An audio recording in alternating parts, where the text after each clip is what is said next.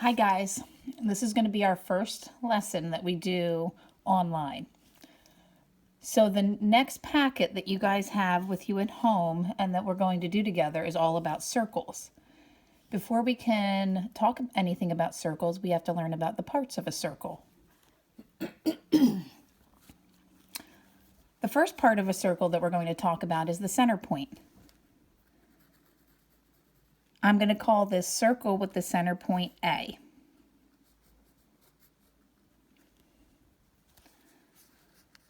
And we're going to write down that this is the center.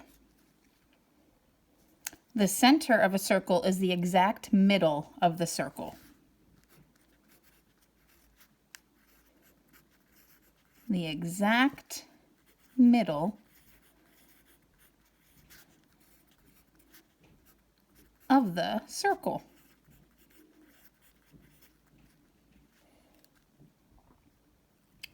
The way we would name the center point is just point A.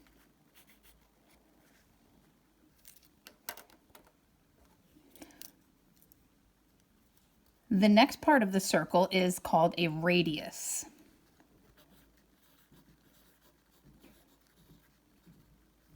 The radius connects from the center point,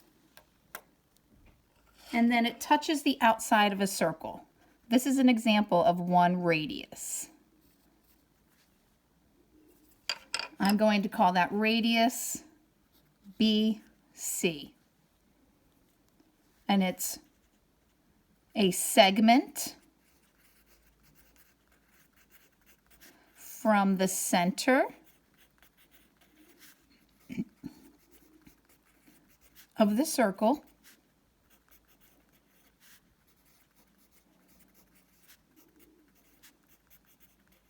to the edge. And since it's a segment, we name that BC with a segment bar on top. And I'm going to underline that it is a segment. If we wrote line BC, we would be incorrect. What follows a radius is a diameter.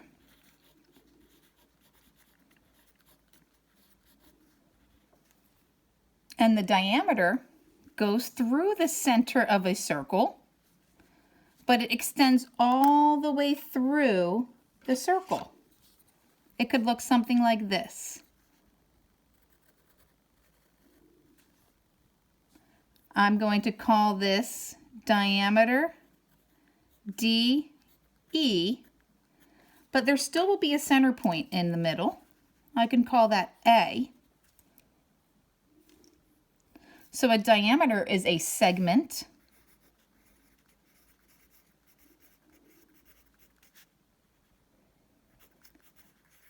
that goes through the center of the circle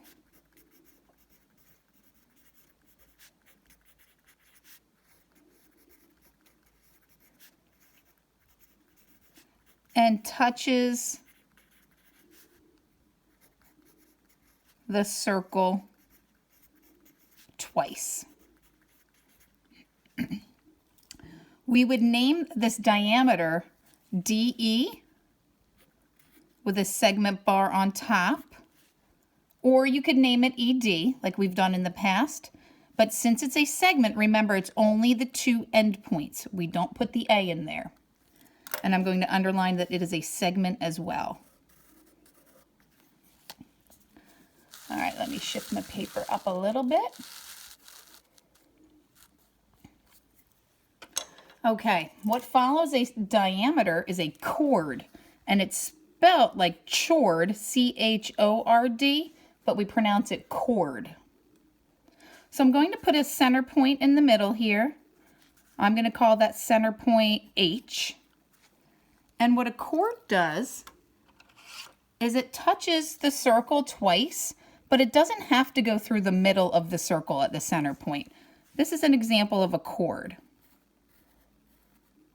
And I'm going to call that JM. So a chord is a segment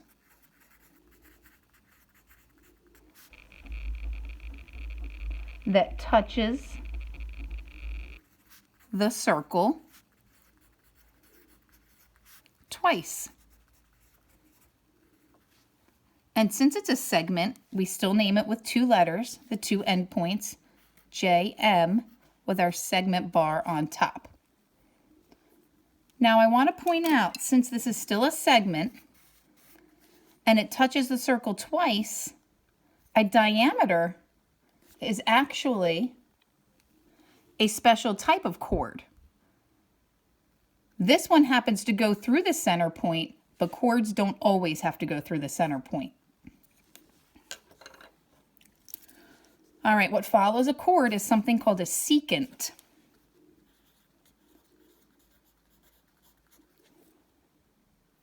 A secant is a line. It's not a segment anymore. It's a line that goes through the circle twice. So here is an example of a secant. It's a line because we have those arrows at the end. We know it goes on forever. And I will name the secant NP. So it is a line that goes through the circle twice. And we're still going to name it with the 2 letters, NP, but on top we have our bar with our arrows to know that it is a line and not a segment. All right, I'm going to underline this time that we have a line. Actually, I'll put a bubble around it. Okay, we have our last 2. What we have now is something called a tangent.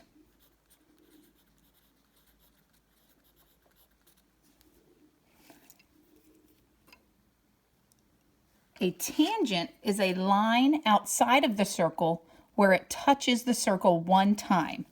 This is what a tangent may look like. Do we see how the tangent is a line and it touches the circle at 1 point? There's other points on the tangent. I'm going to give you 2 more points. And let's name them W, X, and Y. So a tangent is a line that touches the circle once.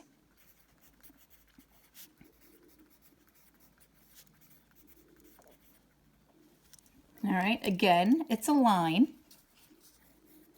And we know from the beginning of the year to name a line, you only have to pick 2 letters on this line, not 3, only 2. I'm going to pick W and Y. WY with our line on top. Remember, we could have picked WX or XY as long as it's just 2 that are on the line. Now our last part of a circle that we must know is something called a point of tangency. Point of tangency. So it relates to the picture above. So what I'm going to do is redraw my tangent.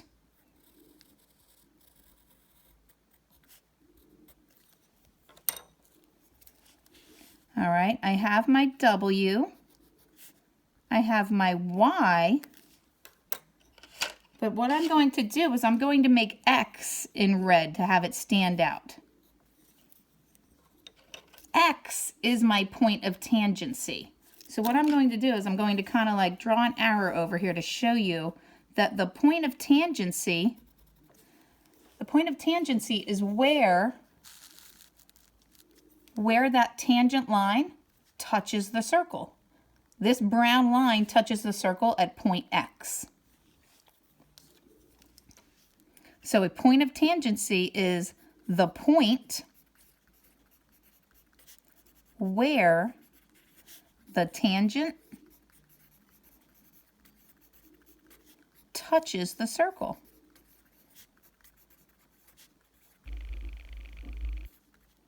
So a point of tangency is a point. So we would call that point X, or just the letter X.